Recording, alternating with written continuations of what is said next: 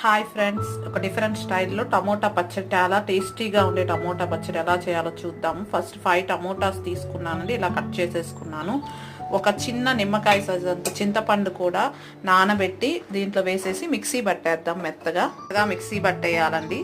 కడాయిలో ఒక 1 స్పూన్ ఆవాలు, హాఫ్ స్పూన్ మెంతులు వేసి డ్రై రోస్ట్ చేసి పెట్టుకోవాలి. డ్రై రోస్ట్ చేసుకున్న తర్వాత వేసుకొని ఒక మెత్తగా పొడి చేసుకోవాలండి. ఫస్ట్ పొడి చేసుకున్నట్టు 2 తెల్లగడ్డలు కూడా వేసి దంచేయండి.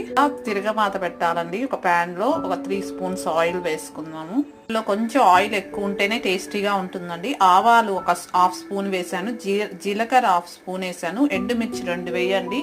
తెల్లగడ్డ కూడా 2 పాయలు దంచుకొని అది కూడా వేసి ఒక్కసారి కొంచెం చిటపటాన్ని మిక్సీ పట్టిన జ్యూస్ దీంట్లో పోసేసి కలపాలి. టేస్ట్కి తగ్గట్టు ఉప్పు, కారం, పసుపు వేసుకోవాలి.